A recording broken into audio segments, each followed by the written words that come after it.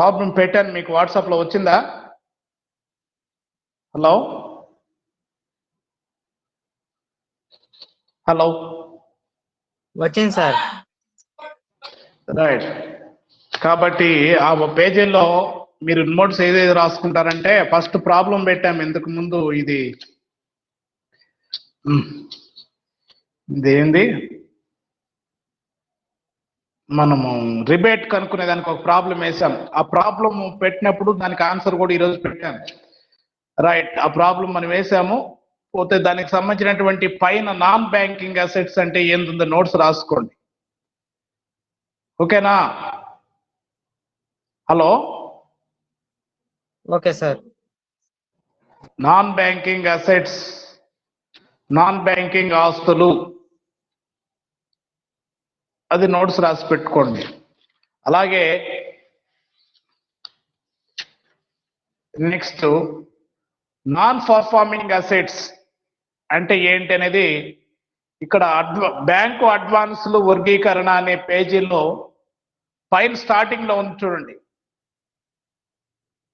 Starting ఆ page 284 starting లో ఉండేటువంటిది అది non banking assets. Non performing assets అంటే ఏంది అక్కడ చెప్తున్నాడు. బ్యాంకు ఇచ్చిన రుణాలను సాధారణంగా వాయిదాల రూపంలో వసూలు చేసుకుంటుంది. అసలు మొత్తానికి సంబంధించి వాయిదాలు 12 మాసాలకు పైబడి బకాయి ఉన్నప్పుడు, లేదా వడ్డీకి సంబంధించి వాయిదాలు 6 మాసాలకు పైబడి బకాయి ఉన్నట్లయితే అట్టి రుణాన్ని పనిచేయనటువంటి ఆస్తిగా భావించవలసి ఉంటుంది, నాన్ పర్ఫార్మింగ్ అసెట్. కాబట్టి ఇట్టి ఆస్తి రుణంపై వడ్డీ ఆదాయంగా భావించకూడదు, దానిని లాభ నష్టాల ఖాతాలో ఆదాయంగా చూపకూడదు, అది రాసుకోండి. అలాగే నెక్స్ట్ దాని కింద బ్యాంకు అడ్వాన్సుల వర్గీకరణ అని ఇచ్చినాడు. బ్యాంకు అడ్వాన్సుల వర్గీకరణ, బ్యాంకు తన అడ్వాన్సులను దిగువ పేర్కొన్న విధంగా 4 రకాలుగా విభజించవలసి ఉంటుంది. ప్రామాణిక ఆస్తులు, ఉప ప్రామాణిక ఆస్తులు, సంశయాత్మక ఆస్తులు, నష్టపు ఆస్తులు. సో కాబట్టి మీకు అవసరమైతే ఇటు పేజీలో కూడా ప్రామాణిక ఆస్తులు అంటే ఏంది, ఉప ప్రామాణిక ఆస్తులు అంటే ఏంది, సంశయాత్మక ఆస్తులు అంటే ఏంది, నష్టపు ఆస్తులు అంటే ఏంది నోట్స్ ఉంది. మీకు అవసరమైతే రాసి పెట్టుకోండి, లేకపోతే బ్యాంకుల అడ్వాన్సుల వర్గీకరణ ఆ 4 పాయింట్లు రాసుకోండి. రైట్. సో అది అయిపోయిన తర్వాత ఇప్పుడు నేను 10వ ప్రాబ్లం చదువుతాను, చూడండి ఏది ఎక్కడ వస్తుందో. మీరు ఆల్రెడీ లాభ నష్టాల బ్యాంకు యొక్క లాభ నష్టాల కథ వేశారు, మీకు కొంచెం ఎక్స్పీరియన్స్ ఉంది కాబట్టి మనకు ఈ ఇచ్చినటువంటి లెక్క చదువుతాను, మీరు లెక్క మళ్ళీ రాసుకుంటూ డైరెక్ట్ గా మనం ఇప్పుడు దీనికి సంబంధించినటువంటి లాభ నష్టాల కథ షెడ్యూల్, ఆస్తి అప్పులు పట్టి దానికి సంబంధించినటువంటి షెడ్యూల్ వేయాలి. ఇది 2 క్లాసులు పడుతుంది కాబట్టి నేను లెక్క పెట్టున్నాను, మీరు నిదానంగా రాసుకోండి. చదువుతాను, చదివేసిన తర్వాత మళ్ళీ దాని గురించి ప్రాబ్లం వేద్దాం. ఓకేనా? హలో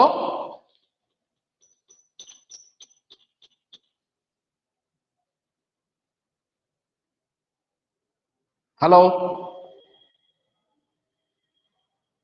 మీరెవరు అమ్మాయిలు ఎవరు రెస్పాండ్ గారు? గుణవతి, నందిని, చంద్ర ఏమైనాడు, భూపతి ఉన్నాడు, మ్యూట్లో పెట్టినట్టు ఉన్నాడు.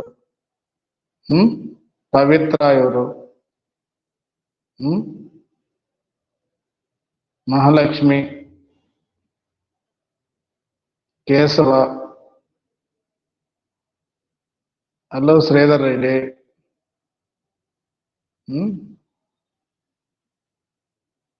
ఎవరియా వసంత, ఏమ్మా?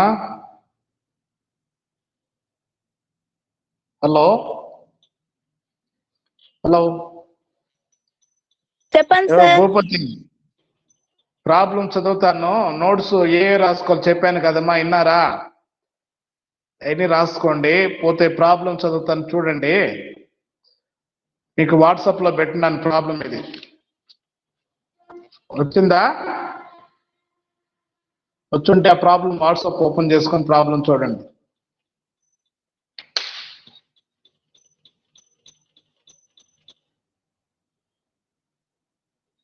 హలో చూస్తారా?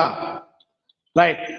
మార్చి 31 మార్చి 2010 నాటి లతా బ్యాంక్ లిమిటెడ్ వారి దిగువ ఇచ్చిన అంకణా ఆధారంగా వారి ముగింపు ఖాతాలను తయారు చేయము అన్నాడు.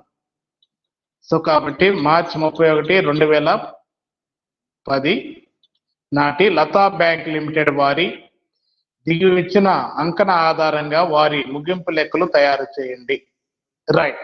సో కాబట్టి డెబిట్ క్రెడిట్లు ఇచ్చినాడు, రూపాయలు వేలల్లో ఇచ్చినాడు. కాబట్టి సో మొదట డెబిట్ సైడ్ చదువుతాం చూడండి. మీకు కనబడుతుందా? స్క్రీన్ షేర్ చేయాలా? ఉందా వాట్సాప్ లో ప్రాబ్లము? స్క్రీన్ మీద చూపించాలా? వద్దు సార్, చూస్తున్నా. వాట్సాప్. Okay, right. సో కాబట్టి చూడండి, నగదు నిల్వ 200 ఆస్తి. నగదు నిల్వ అంటే ఏంటి? ఆస్తి కిందకు వస్తుంది.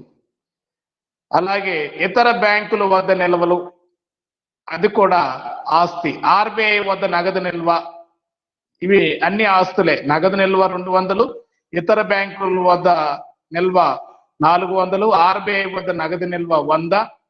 అలాగే ప్రభుత్వ సెక్యూరిటీల్లో పెట్టుబడులు 300, ఇది కూడా పెట్టుబడులు షెడ్యూల్డ్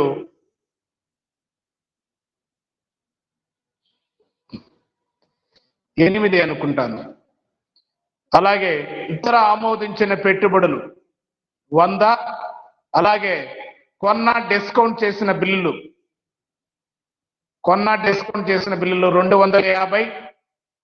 అలాగే సిసిలు, ఓడీలు, డిమాండ్ రుణాలు 1425. సిసిలు అంటే క్యాష్ క్రెడిట్, ఓడి అంటే బ్యాంక్ ఓవర్ డ్రాఫ్ట్ అంట, మనకు తెలుసు అది.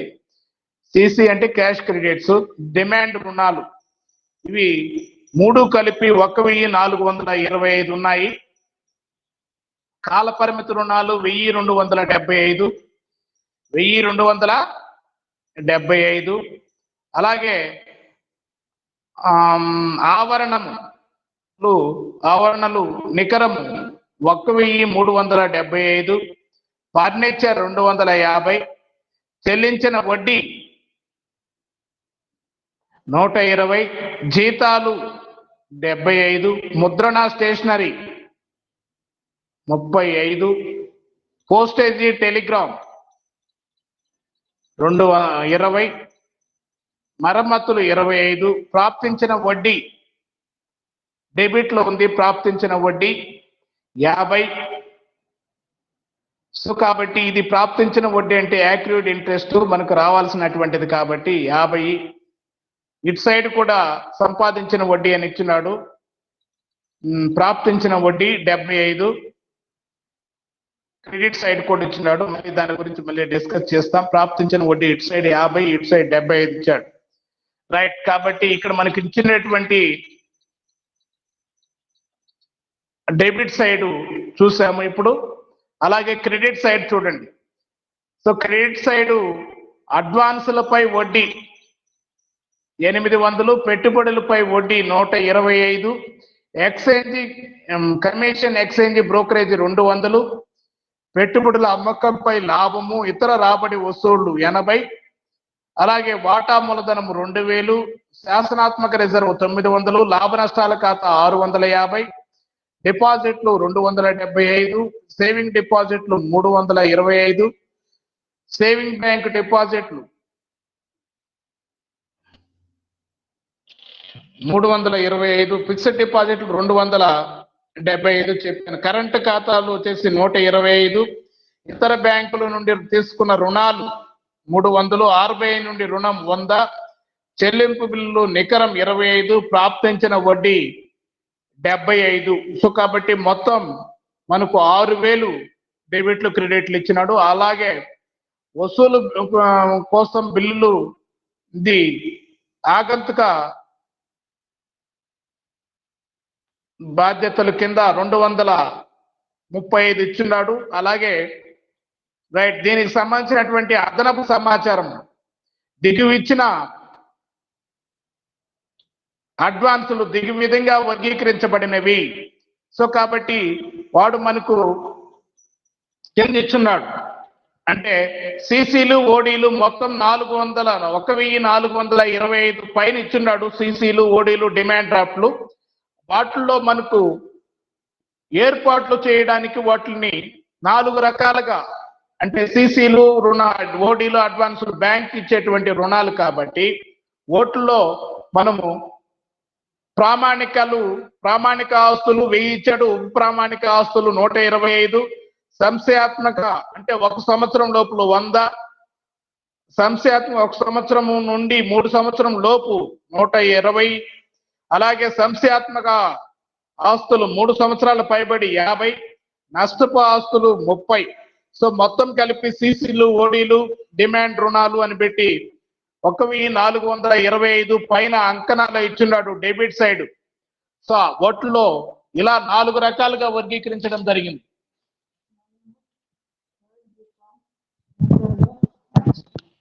మీరు థర్డ్ బైక్ జనరల్ కా ఏముంది? Okay madam.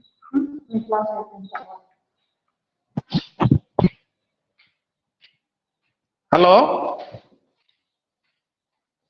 అది కమాండ్ ఉంది group BCom CA general.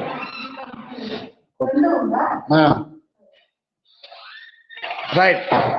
Hello Chandra, Bhupathi వింటున్నారా? వింటున్నాం సార్.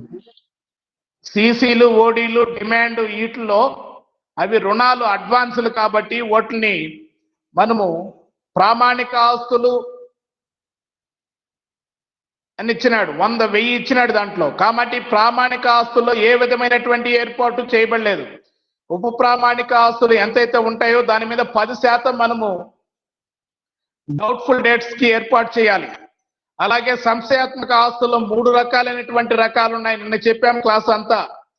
సో కాబట్టి సంశయాత్మక ఆస్తులు 1 సంవత్సరం లోపల ఉంటే 20% డౌట్ఫుల్ డేట్స్ కి ఏర్పాటు చేయాలి. 1 సంవత్సరం నుంచి 3 సంవత్సరాల లోపు ఉంటే 20%, 30% ఇది. అలాగే సంశయాత్మక ఆస్తులు 3 సంవత్సరాల పైబడి ఉంటే 50% మళ్లించాలి. నష్టపు ఆస్తులు ఎంతైతే ఉంటాయో వాటిని 100% సంశయాత్మకాల కిందకి మళ్లించాలి. సో కాబట్టి ఇలా మనము అక్కడ సంశయాత్మకాలకు మళ్లించాలి అంటే ఎక్స్పెన్సెస్ కింద చూపిస్తాం చూడండి. ప్రొవిజన్స్ అండ్ కంటింజెన్సీస్ ఆగంతకాలు ఏర్పాట్లు అని పెట్టి షెడ్యూల్డ్ 15 ఖర్చు చేసిన వడ్డీ, షెడ్యూల్డ్ 16 నిర్వహణ ఖర్చుల కింద ఏర్పాట్లు ఆగంతకాలను చూపిస్తాం కదా. ప్రొవిజన్స్ అండ్ కంటింజెన్సీస్ వీటి మీద ప్రొవిజన్ ఏర్పాటు చేసి అక్కడ చూపించాలి మనం. అలాగే ఇంకొక రకమైనటువంటి కాల పరిమితి రుణాలు కూడా 1275 ఇచ్చాడు. దాంట్లో కూడా దాన్ని కూడా మనకు 4 రకాలుగా వర్గీకరించాడు. ప్రామాణిక ఆస్తులు, ఉప ప్రామాణిక ఆస్తులు, సంశయాత్మక ఆస్తులు, నష్టపు ఆస్తులు అని. సో కాబట్టి ప్రామాణిక ఆస్తులు ఎంతైతే ఉంటాయో అవన్నీ ఆస్తిగా చూపించుకోవచ్చు. రిమైనింగ్ ఉప ప్రామాణిక ఆస్తుల్లో 10% ప్రొవిజన్ ఏర్పాటు చేయాలి. సంశయాత్మక ఆస్తుల్లో సంవత్సరం లోపు 20%, 1 సంవత్సరం నుండి 3 సంవత్సరాల లోపు ఉంటే 30%, 3 సంవత్సరాలకు పైబడి అయితే 50%, నష్టపు ఆస్తుల్ని 100% మనము ప్రొవిజన్ కి ఏర్పాటు చేయాలి. ఆ మొత్తాన్ని ఆస్తుల నుంచి తీసేయాలి. ఈ ప్రొవిజన్ ని మనము ఎక్స్పెన్సెస్ కింద చూపించాలి. ఇదంతా ప్రాసెస్ మనకి ఇక్కడ. సో కాబట్టి దీనికి సంబంధించినటువంటి మనకు ఇక్కడ ఫస్ట్ షెడ్యూల్డ్ 13లో అడ్వాన్సులపై వడ్డీ అని ఇచ్చినాడు. పెట్టుబడులపై వడ్డీ వచ్చేసి ఇది ఏమో దేని కిందకు వస్తుంది? అదర్ ఇన్కమ్స్ కిందకు వస్తుంది. పెట్టుబడులపై వడ్డీ, కమిషన్, ఎక్స్చేంజ్, పెట్టుబడుల అమ్మకంపై లాభం, అదర్ ఇన్కమ్, వడ్డీ మామూలు సంపాదించిన వడ్డీ కిందకు వస్తుంది. చూడండి,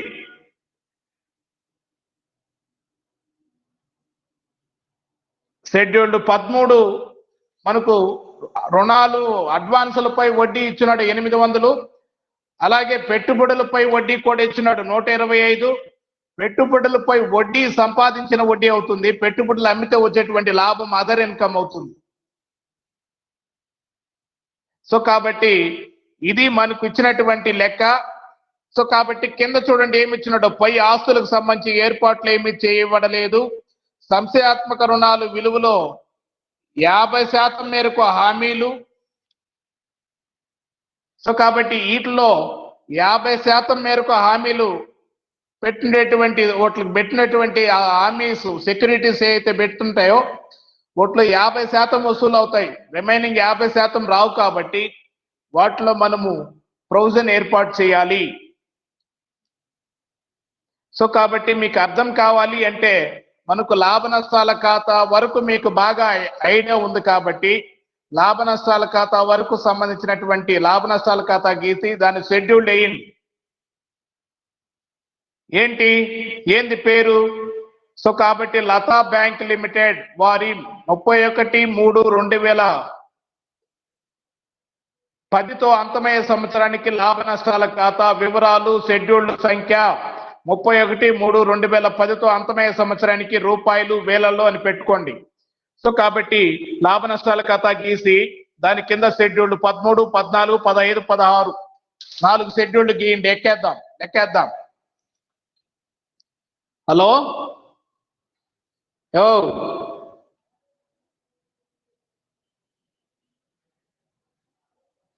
వీళ్ళ అమ్మాయిలు వేస్తున్నారో పడుతున్నారో చెప్పేది ఏం లేవు. నేను చెప్పింది అర్థమైతే చెయ్య. మళ్ళీ ఏం చెప్పేది? ఏం చెప్పాను నేను ఇప్పుడు? షెడ్యూల్ 13 అదేమన్నారు సార్? ఫస్ట్ బ్యాంకు లాభ నష్టాల ఖాతా గీసి దాని కింద షెడ్యూల్డ్ చేయి. లతా బ్యాంక్ లిమిటెడ్ వారి 31/3/2010తో అంతమయ్యే సంవత్సరానికి లాభ నష్టాల ఖాతా వివరాలు షెడ్యూల్డ్ సంఖ్య రూపాయలు 31/3/2010తో అంతమయ్యే సంవత్సరానికి రూపాయలు వేలల్లో అని పెట్టేసి గీతలు గీసేసి కింద షెడ్యూల్డ్ వదిలేండి. షెడ్యూల్డ్ 13, 14, 15, 16 వేద్దాం. వేసి మనం లాభ నష్టాల ఖాతా వేస్తాం ఈ క్లాస్కి. మీరు ఫాస్ట్ గా ఉండాలి, వేయాలి.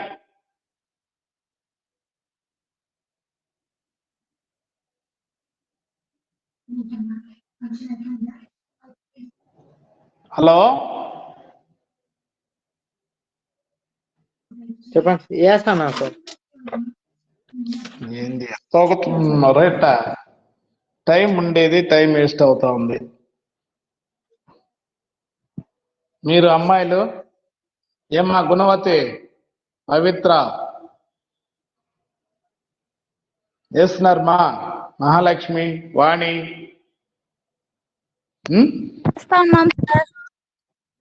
Very good. నేను రెస్పాండ్ అవ్వచ్చు కదా అప్పుడప్పుడు వేసేటప్పుడు. మరి శ్రీధర్ రెడ్డి, వాణి, ఛాయాకృష్ణ, నందిని,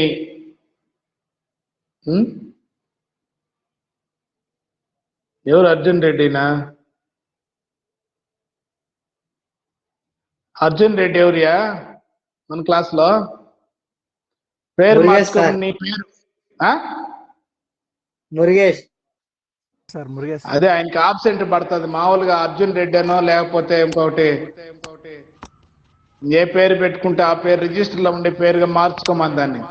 రేపు అటెండెన్స్ ఆబ్సెంట్ పడింది, నా పేరుకి ఆబ్సెంట్ పడింది అంటే ఎవరేం తెలియదు. అర్జున్ రెడ్డి కాకపోతే ఇంకోటి సచిన్ టెండూల్కర్ పెట్టుకోమను, రాహుల్ ద్రావిడ్ పెట్టుకోమను, గంగూలీని పెట్టుకోమను. రిజిస్టర్ నేమ్స్ లో ఉండేటట్టు ఏడు పెట్టుకోమను. ఇంటికాడ ఎట్టయినా పెట్టుకోయా. రైట్. ఏమ్మా అముదా?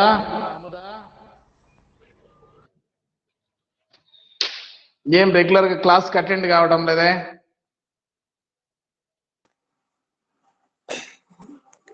హలో. ఏమ్మా? ఏం లేదు సార్, వింటాను సార్. ఒక నెట్టే వస్తా ఉండలేదు సార్ నా ఫోన్ కి. నెట్ రాకపోతే సిగ్నల్స్ ప్రాబ్లం, నెట్వర్క్ ప్రాబ్లం ఉంటుంది. అవును సార్. ఎట్లా ఒకటి వినాలి మా తప్పదు. మరి రైట్. ఇప్పుడు మీరు గీసారా లాభ నష్టాల ఖాతా గీసారా? ఇంతకు ముందు 3 లెక్కలు వేసినారు లాభ నష్టాల ఖాతా. నోట్స్ అంతా రాసుకున్నాం మామూదా? రాస్తా ఉన్నాను సార్. ఇప్పుడు ఈ 2 లెక్కలు నిన్న చెప్పింది వేయలేదు సార్. ఎవరో వారి దగ్గర చూసుకొని నోట్స్ వాట్సాప్ లో పెట్టమని తీసి రాసుకుని వేసుకుని నోట్స్ బాగా నీట్ గా కంప్లీట్ గా మెయింటైన్ చేయండి. రైట్. సో ఇప్పుడు మనం రాసుకునేటువంటి ప్రాబ్లం వాట్సాప్ లో పెట్టినాను. ప్రాబ్లం తర్వాత రాసుకుంటారు కాబట్టి ఇప్పుడు లాభ నష్టాల ఖాతా గీశారు కదా చంద్ర. రైట్. సో కాబట్టి మనకు ఇక్కడ ఫస్ట్ షెడ్యూల్ 13 సంపాదించిన వడ్డీ కిందకి ఫస్ట్ మనము 1 ఏమేమి వస్తాయి? అడ్వాన్స్లు, బిల్లులపై వడ్డీ, డిస్కౌంట్లు. కాబట్టి దాన్ని రాసుకోండి. అడ్వాన్స్లు బిల్లులపై వడ్డీ డిస్కౌంట్లు. అదే అడ్వాన్సులపై వడ్డీని ఇచ్చినాడు 800. అడ్వాన్సులు బిల్లులపై వడ్డీ డిస్కౌంట్లు 800. అలాగే పెట్టుబడులపై వడ్డీ ఇచ్చినాడు, అది కూడా రాసుకోండి. 2 పెట్టుబడులపై ఆదాయము, 125. ఆ 2 టోటల్ చేయండి. షెడ్యూల్డ్ 13 సంపాదించిన వడ్డీ ఎంత వస్తుంది చూడండి. మొత్తము 925 సార్. షెడ్యూల్డ్ 925 925. పైన షెడ్యూల్డ్ కాడ కొన్ని రూపాయలు వేలల్లో అని పెట్టుకోండి. Okay sir. రూపాయలు వేలల్లో అని పెట్టుకోండి, లేకపోతే 3 జీరోలు వేసుకోండి, మీ ఇష్టం. రైట్. Okay sir. పోతే అయిపోయింది కదా. నెక్స్ట్ షెడ్యూల్డ్ 14 ఇతర ఆదాయం. షెడ్యూల్డ్ 14 ఇతర ఆదాయాలు క్రెడిట్ లో ఉంటాయి కాబట్టి చూడండి, మనం ఫస్ట్ 2 రాసుకున్నాం. మీకు కన్ఫ్యూజన్ పడాల్సిన అవసరం లేదు. ఆడ చాలా ఉన్నాయి ప్రాబ్లమ్, మనకు సార్ సింపుల్ గా చెప్పేస్తుందని. ఫస్ట్ అడ్వాన్సులపై వడ్డీ, పెట్టుబడులపై వడ్డీ 2 కూడా సంపాదించిన వడ్డీ కిందకి వేసుకున్నాం. అలాగే నెక్స్ట్ కమిషన్, ఎక్స్చేంజ్, బ్రోకరేజ్ 200. పెట్టుబడుల అమ్మకంపై లాభం ఆ 2 రాసుకోండి. Commission, exchange, brokerage 200. ఫస్ట్ పాయింట్లు కమిషన్, ఎక్స్చేంజ్, బ్రోకరేజ్. షెడ్యూల్డ్ 14 ఇతర ఆదాయము. ప్రతి షెడ్యూల్డ్ కాడ రూపాయలు వేలల్లో వేసుకోండి. Commission, exchange, brokerage 200. రెండవది పెట్టుబడుల అమ్మకంపై లాభం 20. పెట్టుబడుల అమ్మకంపై లాభం 20. ఇంకేమన్నా లాభాలు ఉన్నాయా చూడండి. ఇతర రాబడి వస్తువులు అని ఇచ్చినాడు. ఇతర రాబడి వస్తువులు.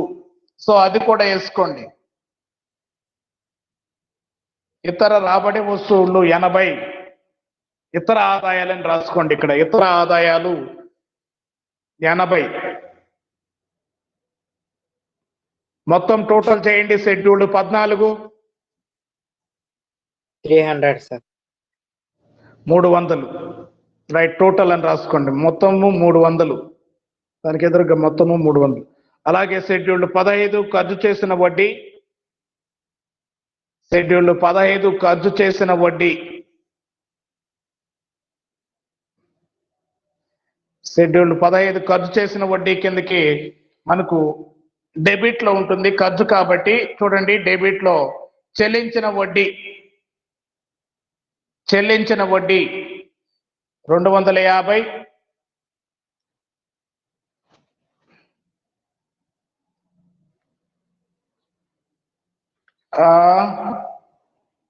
250 కాదు, 120. అది చెల్లించిన వడ్డీ అని ఉంది. సో కాబట్టి డిపాజిట్లపై వడ్డీ అని రాసుకోండి మీరు ఇక్కడ. 1 డిపాజిట్లపై వడ్డీ 120. టోటల్ కూడా 120. మొత్తం కూడా 120. డిపాజిట్లపై వడ్డీ 120. చెల్లించిన వడ్డీ డెబిట్ లో ఉంటుంది ఖర్చు కాబట్టి. రాసుకున్నారా?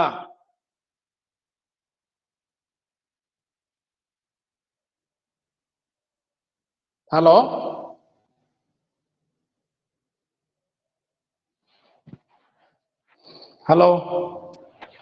రాసుకున్నాం చంద్ర. సార్.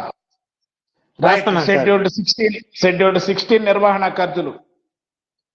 నిర్వహణ ఖర్చులు డెబిట్ లో ఏమేమి ఉన్నాయి చూడండి. నిర్వహణ ఖర్చులు ఒకసారి చదువుతాను చూడండి. జీతాలు నిర్వహణ ఖర్చులు రాసుకోవచ్చు. ముద్రణ, స్టేషనరీ, పోస్టేజీ, టెలిగ్రాము, మరమ్మతులు ఆడ వరకు రాసుకోవచ్చు. కాబట్టి చెప్తాను 1 by 1 గా అమౌంట్ తో పాటు రాసుకోండి. షెడ్యూల్డ్ 16 నిర్వహణ ఖర్చులు. షెడ్యూల్డ్ 16 నిర్వహణ ఖర్చులు. రైట్. 1 సిబ్బందికి చెల్లింపులు ఏర్పాట్లు 75. సిబ్బందికి చెల్లింపులు ఏర్పాట్లు 75. 2 ముద్రణ, స్టేషనరీ 35.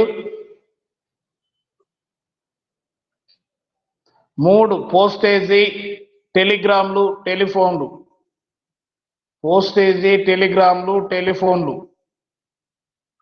20.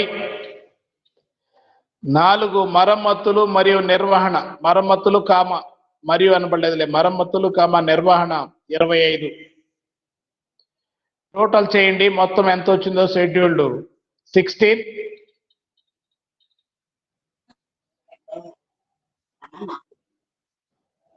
155 సార్. Very good. కాబట్టి మొత్తము 155. మళ్ళీ ఒకసారి చూడండి. షెడ్యూల్డ్ 13లో మొత్తము 925. షెడ్యూల్డ్ 14లో మొత్తం 300. షెడ్యూల్డ్ 15 ఖర్చు చేసిన వడ్డీ మొత్తం 120. షెడ్యూల్డ్ 16 నిర్వహణ ఖర్చులు మొత్తం 155. ఓకేనా? వీటి వరకు ఉంటే మనము లాభ నష్టాల ఖాతా 8 4 షెడ్యూల్డ్ ఈ లాభ నష్టాల ఖాతా అవసరం. అయితే ఇంకొక గణన మనం రాసుకోవాలి. దాన్ని కూడా మనము వర్కింగ్ నోట్ కింద రాసుకొని మనము ఆ వచ్చేటువంటి ఏర్పాట్లు కూడా మనము ఆగంతకాలు ఏర్పాట్ల కింద చూపించాలి. కాబట్టి ఇప్పుడు మీరు ఇంకొక నోట్ రాసుకోండి. ఆ షెడ్యూల్డ్ కింద గణన వివరాలు అనే హెడ్డింగ్ పెట్టి అడ్వాన్సులపై ఏర్పాటు గణన మిడిల్లో హెడ్డింగ్ పెట్టండి. పై సైడ్ హెడ్డింగ్ వచ్చేసి గణన వివరాలు అనే హెడ్డింగ్ పెట్టుకోండి. గణన వివరాలు. తర్వాత దానికి మిడిల్లో అడ్వాన్సులపై ఏర్పాటు గణన. అడ్వాన్సులు బ్యాంకు ఎన్ని రకాలుగా వర్గీకరించింది? 4 రకాలుగా వర్గీకరించింది. ప్రామాణిక ఆస్తులు, ఉప ప్రామాణిక ఆస్తులు, సంశయాత్మక ఆస్తులు, నష్టపు ఆస్తులు. సో కాబట్టి వాటిపైన మనం చెప్పాం. ప్రామాణిక ఆస్తులు అంటే అవి ఎలాంటి నష్టభయము, సాధారణ నష్టభయం తప్ప వ్యాపారంలో ఉండేటువంటి సాధారణ నష్టభయం తప్ప ఇతర సమస్యలు ఏమి లేని ఆస్తుల్ని ప్రామాణిక ఆస్తులు అంటాం. సో కాబట్టి అవి ఎంతైతే ఇచ్చున్నాడో మనకు ఆ టేబుల్ ఇచ్చున్నాడు కింద.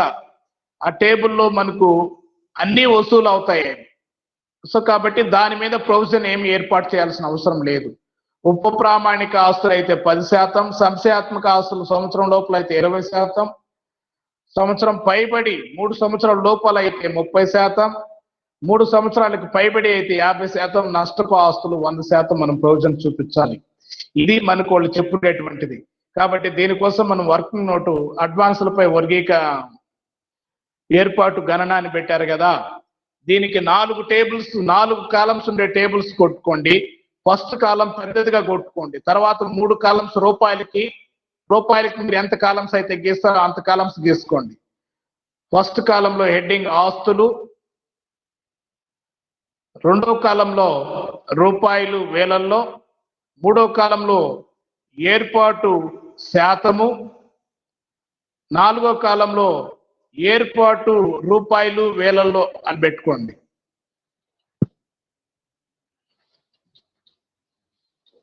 హలో చంద్ర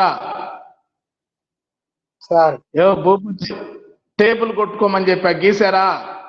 గణన వివరాలు, అడ్వాన్సులపై గణన వివరణ, వస్తువు కాలంలో ఆస్తులు పెద్ద కాలం పెట్టుకోండి.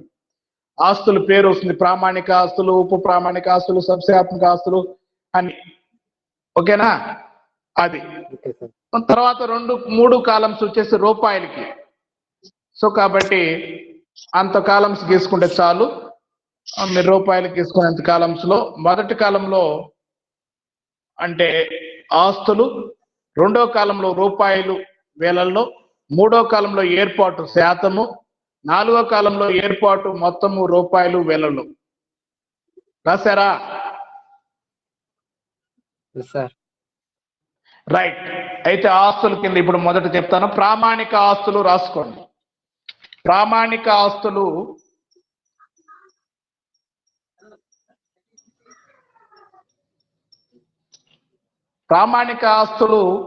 ఇప్పుడు మనకు టేబుల్ లెక్క కింద ఇచ్చినట్టు చూడండి. అదనపు సమాచారం కింద ప్రామాణిక ఆస్తులు అని పెట్టి సిసిలు ఓడీలు 1000 ఉన్నాయి. ప్రామాణిక ఆస్తులు. కాల పరిమితి రుణాలు 975 ఉన్నాయి.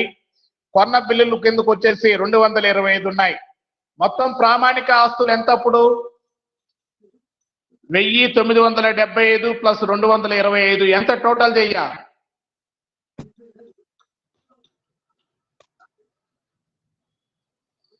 1975 ప్రామాణిక ఆస్తులు. సిసిలు ఓడీలు ఓట్లు 1000 ఉన్నాయి. కాల పరిమితి రుణాల్లో 975 ఉన్నాయి. కొన్న బిల్లుల్లో 225 ఉన్నాయి. మొత్తం ప్రామాణిక ఆస్తులు ఎంత? 2197 సార్. 2200 ఏమో వస్తుంది చూడు. 2200 రావాలి. 1000 ఉంది. 1000కి 975 ఒక 25 225 2200 వస్తుంది. టోటల్ చేయి. 1095 1975 ప్లస్ 275 225. లెక్క ఓపెన్ చేసే వాట్సాప్ లో. చంద్ర, హలో, టేబుల్ చూడు. ప్రామాణిక ఆస్తులు 2200 వస్తుంది సార్. 2200. రైట్. కాబట్టి ప్రామాణిక ఆస్తులు అని పెట్టి రూపాయల కింద 2200 వేసావా? Yes sir. దాంట్లో ప్రొవిజన్ ఏమైనా ఏర్పాటు చేయాలా ప్రామాణిక ఆస్తుల మీద? లేదు. దాని మీద ఏర్పాటు చేయాల్సిన అవసరం లేదు. కాబట్టి ఏర్పాటు శాతంలో డాష్ పెట్టు. ఏర్పాటు శాతంలో డాష్ పెట్టు. ఏర్పాటు మొత్తము వేలల్లో లాస్ట్ కాలంలో కూడా డాష్ పెట్టు. Okay sir.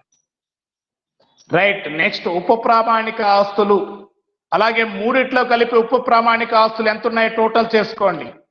మూడిట్లో అంటే సిసిలు ఓడీలు కాల పరిమితి రుణాలు కొన్న బిల్లులు మూడిట్లో కలిపి అంటే 125 100 ప్లస్ 25 మొత్తం ఎంత? 250. 250లో ఉప ప్రామాణిక ఆస్తుల మీద ఏర్పాటు ఎంత మళ్లించాలని చెప్పాడు? 10% మళ్లించాలి. 10% సార్. ఉప ప్రామాణిక ఆస్తుల మీద 10%. సంశయాత్మక ఆస్తులు 1 సంవత్సరం లోపలైతే 20, 1 సంవత్సరం నుంచి 3 సంవత్సరాల లోపలైతే 30, 3 సంవత్సరాలకు పైబడి అయితే 50% సంశయాత్మకలుగా మార్చాలి. నష్టపు ఆస్తులు అయితే 100%. ఇది గుర్తుపెట్టుకోండి. రైట్. కాబట్టి ఇక్కడ 250 మీద 10% అంటే ఎంత? 10% వేసుకోండి. ఉప ప్రామాణిక ఆస్తుల్లో మొత్తం రూపాయలు కడప రెండో కాలంలో 250 వేయండి. వేసారా?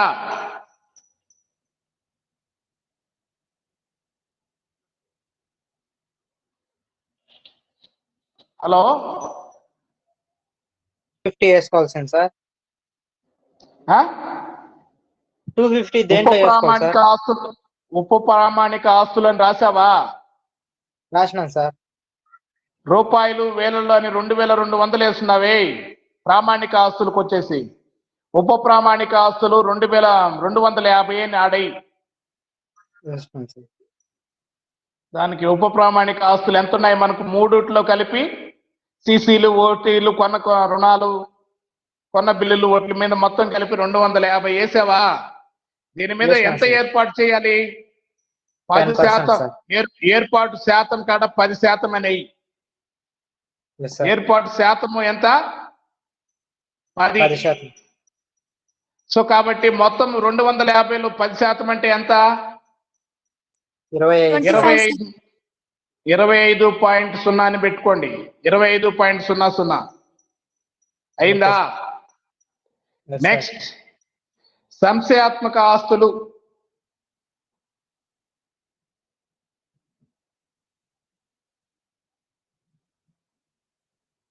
సంశయాత్మక ఆస్తులు మొత్తం ఎంత ఉన్నాయో చూడండి. సంశయాత్మక ఆస్తులు సిసిలు ఓడీలు అన్నిట్లో కలిపి సంశయాత్మక ఆస్తులు మనకు ఉండేటువంటి లెక్కలో సిసిలు ఓడీలు కలిపి 3 రకాలు ఇచ్చినాడు. 100, 120, 50. Yes, sir. 1 సంవత్సరం లోపు అని, 3 సంవత్సరాల లోపు అని, 3 సంవత్సరాలకు పైబడి 3 రకాలు ఇచ్చినాడు. ఆ 3 టోటల్ చేయండి సిసిలు ఓడీల్లో.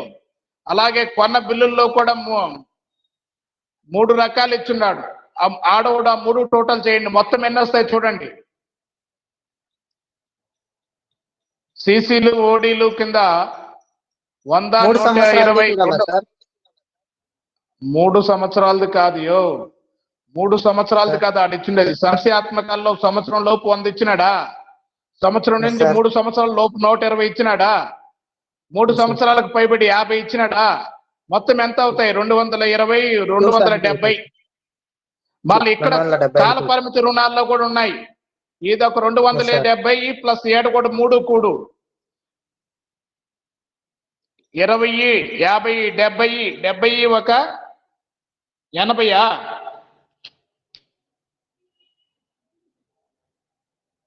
80 కాబట్టి ఎంత అవుతాయి? 150. 150 ప్లస్ అదొక 270. మొత్తం ఎంత చూడు?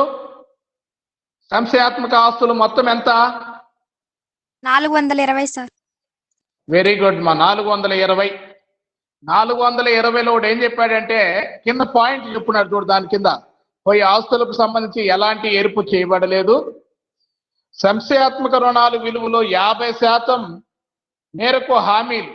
సంశయాత్మక ఆస్తుల్లో హామీలు ఇచ్చున్నారు, సెక్యూరిటీస్ ఉన్నాయి. రిమైనింగ్ 50% మనకు సెక్యూరిటీ లేదు, హామీ లేదు.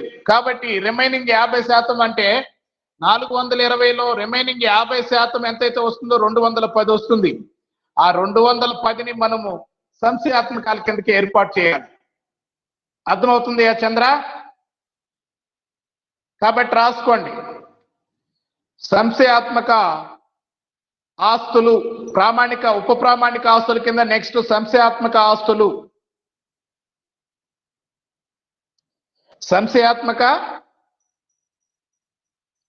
ఆస్తులు దాని కింద మళ్ళీ సైడ్ హెడ్డింగ్ కింద దాన్ని అండర్లైన్ చేసి దాని కింద హామీ లేనివి బ్రాకెట్లో 50%, హామీ లేనివి బ్రాకెట్లో 50%, రూపాయల కింద 220 వేసుకో. 220, 50% అంటే 420లో 210, 220 కాదు సారీ 210 వేసుకో. వేసారా? హామీ లేనివి సంశయాత్మక ఆస్తుల కింద హామీ లేనివి 50% బ్రాకెట్లో పెట్టుకొని 420లో 50% అంటే 210. కాబట్టి మొత్తం రూపాయల కింద 210 వేసుకో. ఎవరు రెస్పాండ్ కాదు. చంద్ర ఉన్నావా మా? నువ్వు, అముద, భూపతి, మహాలక్ష్మి, జమున,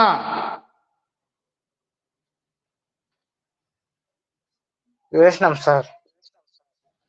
వేసినాం సార్. సంశయాత్మక ఆస్తులోని ఎంతసేపు సంశయాత్మక ఆస్తులోని హెడ్డింగ్ పెట్టి దాని కింద హామీ లేనివి బ్రాకెట్లో 50% అని రాసి ఆస్తులు అప్పుడు 420లో 50% అంటే 210. ఈ హామీ లేనటువంటి వాటిలో 100% మనము మళ్లించాలి కాబట్టి ఏర్పాటు శాతంలో 100 వేసుకోండి. ఏర్పాటు శాతంలో ఎంత వేసుకుంటారు? 100% అంటే మొత్తం ఏర్పాటు మొత్తం కూడా 210 వేసుకోండి. ఏర్పాటు మొత్తంలో కూడా 210 వేసారా? వేసినాం సార్. రైట్. నేను మీరు ఎట్ట వేస్తున్నారో లేదో చూస్తాను. నేను ఒకసారి చూపిస్తాను ఇక్కడ. చూడండి, వీడియో మారుస్తాను.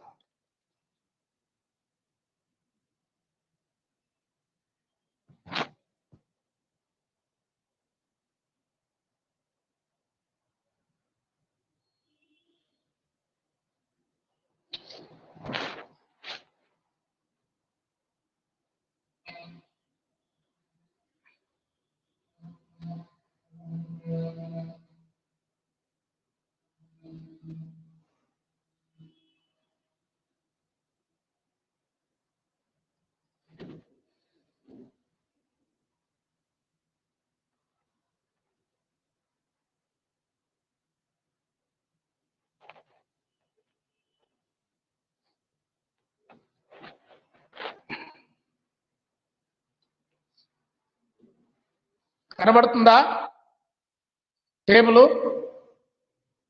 కనబడలేదు సార్. వీడియో కనబడలేదా? కనబడలేదు సార్. కనబడింది సార్.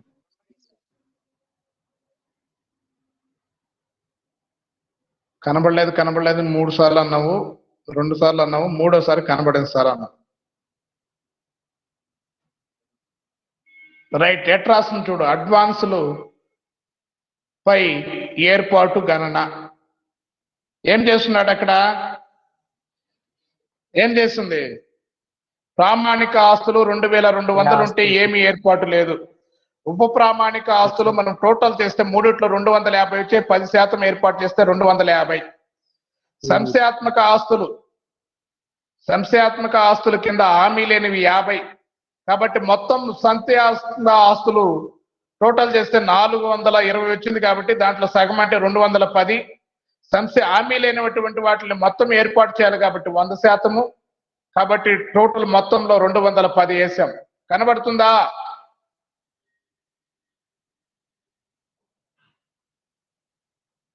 నెక్స్ట్, హామీ గలవి. దాని కింద హెడ్డింగ్ హామీ గలవి ఏమీ మళ్లించకూడదు కాబట్టి హామీ గలవి కింద మళ్లిస్తాం. కాబట్టి హామీ లేనటువంటి మొత్తం ఏర్పాటు చేసాం. హామీ గలవి ఎనిమిది డాష్ డాష్ పెట్టి కింద సంశయాత్మక ఆస్తులు, మళ్ళీ హెడ్డింగ్ సంశయాత్మక ఆస్తులు అని హెడ్డింగ్ పెట్టి 1 సంవత్సరం వరకు, అంటే 1 సంవత్సరం వరకు ఎంత ఉన్నాయి చూడండి. రెండిట్లో కలిపి 1 సంవత్సరం వరకు ఎంత ఉన్నాయి? సంవత్సరం లోపు 100 + 20. దీంట్లో 50% హామీ గలవి, హామీ లేనివి పోతే రిమైనింగ్ 120లో 60 వచ్చేసి 50% ఉన్నాయి. కాబట్టి దాంట్లో 120లో 50% అంటే 60. కాబట్టి ఈ హామీ గలవి 120లో 60 పోతే ఇంకా 60 ఉంది. కాబట్టి రిమైనింగ్ 60ని మనము హామీ లేనటువంటి వాటి కింద చూపించేశాం. కాబట్టి వాటిలో 60 ఉంది. కాబట్టి 60లో ఎంత మళ్లించాలి? 1 సంవత్సరం లోపు ఉంటే 20%. 60లో 20% అంటే 12. కనబడుతుందా? కనబడుతుంది కానీ అర్థం కాలేదు సార్ అంటారా? రైట్. అలాగే 1 సంవత్సరం నుండి 3 సంవత్సరం గల ఎన్ని ఉన్నాయి చూడండి. 1 సంవత్సరం నుండి 3 సంవత్సరం లోపు 120 + 50 అంటే 170. 170లో సగం పోయినాయి. ఇంకా సగం అంటే ఎంత? 170 ప్లస్ ఎంత? సగం ఎంత? 85 సార్. 85. 85లో మనం 30 ఏర్పాటు చేయాలి. 85 1 సంవత్సరం నుండి 3 సంవత్సరంలో 85 వచ్చింది. 85 మీద 30% ప్రొవిజన్ కి ఏర్పాటు చేస్తే 25.5 వస్తుంది. 25.5. అలాగే మూడో రకమైనటువంటిది ఏంది? 3 సంవత్సరాల పైబడి ఎంత ఉన్నాయి? 50 ప్లస్ 80 130. 130లో హామీ లేనివి 100 పోయినాయి కాబట్టి హామీ గలవి 50% అంటే 130లో 60, 50% వచ్చేసి 65. సో కాబట్టి 65 మీద 50% మళ్లించాలి. 65 మీద 3 సంవత్సరాల పైబడివి 50% మొత్తం 80 ఉన్నాయి కాబట్టి 130లో సగం పోతే సగం అంటే మనకు 65 వస్తాయి. 65 మీద 50% అంటే 32.5. అలాగే లాస్ట్ వన్ నష్టపు ఆస్తులు చూడండి. నష్టపు ఆస్తులు 30 ప్లస్ 50 ఉన్నాయి కాబట్టి నష్టపు ఆస్తులు 100% ఏర్పాటుకు మళ్లించాలి. కాబట్టి మనం ఇక్కడ నష్టపు ఆస్తుల్ని 100% 80 ఉన్నాయి, 100% మళ్ళిస్తే 80 అవుతుంది. కాబట్టి ఇది మనము ఏర్పాటు మొత్తం టోటల్ చేసుకున్నట్లయితే 385.00. ఇది మనము ప్రొవిజన్స్ కంటింజెన్సీస్ కింద చూపించాలి. అందుకని దీనిని నేను వేసుకోమని చెప్పింది. మీకు కనబడుతుంది చంద్ర? Hello, కనబడతాం sir. అడ్వాన్స్లపై ఏర్పాట్లు గణన మీకు అర్థం కాలేదు, మళ్ళీ ఒకసారి నేను క్లియర్ గా చెప్తాను చూడండి. ఇక్కడ ప్రామాణిక ఆస్తులపై ఏర్పాటు ఏమి చేయాల్సిన అవసరం లేదు. అవి ఎలాంటి నష్ట భయము లేనటువంటి ఆస్తులు కనుక ఓట్ల మీద సంశయాత్మక బాకీలకి ఏర్పాటు చేయాల్సినటువంటి అవసరం లేదు. మనం ఆస్తులపై రుణగ్రస్తులపై సంశయాత్మక బాకీలు ఏర్పాటు చేస్తలా, బ్యాంకులు కూడా అలాగే ఏర్పాటు చేస్తాయి. మళ్ళీ దాన్ని ఏర్పాటు అంటే ఏమో కొత్తగా అర్థం చేసుకోబడలేదు. బ్యాంకులు అడ్వాన్సుల్ని వివిధ రకాలుగా వర్గీకరించాయి. అవి 4 రకాలు: ప్రామాణిక, ఉప ప్రామాణిక, సంశయాత్మక, నష్టపు. ఈ సంశయాత్మకాల్లో మళ్ళీ రకాలు ఉన్నాయి. సంవత్సరం లోపు, సంవత్సరం నుండి 3 సంవత్సరాల వరకు, 3 సంవత్సరాల పైబడి అని. సో కాబట్టి అవి ఇచ్చున్నాడు కాబట్టి మనము ఓట్ల ఆధారంగా ఎలా ఏర్పాటు చేయాలనేది చెప్తున్నాం. సో కాబట్టి ప్రామాణిక ఆస్తుల్లో ఏర్పాటు ఏమీ లేదు, డాష్ డాష్ పెట్టాం. ఉప ప్రామాణిక ఆస్తులు మూడిట్లో కలిపి ఎంత ఉన్నాయి? 250 ఉన్నాయి కాబట్టి దాని మీద 10% అంటే 20% ఏర్పాటు చేశాము. అలాగే సంశయాత్మక ఆస్తుల్లో హామీ లేనివి 50% అంటే 420లో 50% ఎంత? 210. వాటిలో 100% అంటే 210ని మనం ఏర్పాట్లకు మళ్లించాం. అది అర్థమైందా? పోతే హామీ గలవి ఓట్లో సంశయాత్మకాల్లో రకాలు ఉన్నాయి కదా. హామీ గల ఓట్లలో 1 సంవత్సరం వరకు అంటే 120 ఉన్నాయి, 50 మొత్తం మళ్లించేసాం కాబట్టి 120లో 60 పోయినాయి కాబట్టి 60 మీద సంవత్సరం వరకు అయితే 20%. సంవత్సరం వరకు అయితే ఎంత శాతము? 20%. 60లో 20% అంటే 12. అలాగే 1 సంవత్సరం నుండి 3 సంవత్సరాల లోపల మొత్తం 170 ఉన్నాయి కాబట్టి అందులో 170లో హామీ లేనివి 50 పోయినాయి కాబట్టి రిమైనింగ్ 50% అంటే 85. 85లో 30% అంటే 25.5. నెక్స్ట్ 3 సంవత్సరాలకు పైబడి 130 ఉన్నాయి. 130లో హామీ లేనివి 50% అంటే ఆడ మళ్ళీ చేశాం కాబట్టి రిమైనింగ్ 50% మీద 65 మీద 50% అంటే 32.5. నష్టపు ఆస్తులు 100% అంటే సిసిలో 30, కాల పరిమితి రుణాలులో 50, మొత్తం కలిపి 80. కాబట్టి దాన్ని 100% సంశయాత్మకానికి మళ్లించవచ్చు. నేనంతా తీరి దీని గురించి చెప్పాను, ఆ వీడియో చూడండి. కాబట్టి ఇక్కడ 80 మనము ఏర్పాటుకు మళ్లిస్తే నష్టపు ఆస్తులు మొత్తాన్ని 100% ఏర్పాటుకు మళ్లిస్తే మొత్తం ఏర్పాట్లు = 385. రాసుకున్నారా ఇది? Hello,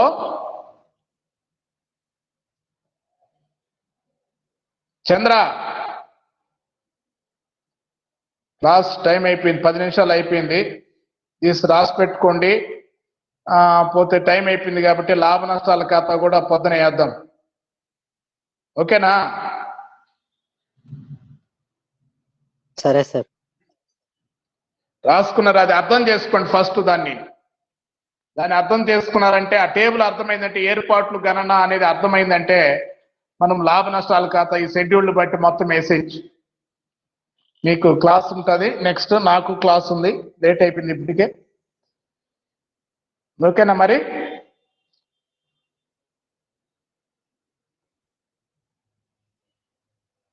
okay sir. రైట్. అదే టేబుల్ అర్థం చేసుకోండి. టేబుల్ మొత్తం వేసుకున్నారా? నేను వేసుకున్నాను సార్. చూపించేటప్పుడు వేసుకోవాలా లేకపోతే పెడతాను నేను వేసుకున్నాను, వాట్సాప్ లో ముందుగానే పెడతాను. వేసుకున్నాను. ఖాళీ నష్టపు ఆస్తులు 100% మళ్ళించావా? టోటల్ చేసుకుని మొత్తం దాకేసారా? ముందుగానే Yes, sir. నేను మొత్తం టోటల్ చెప్పలేదు కదా.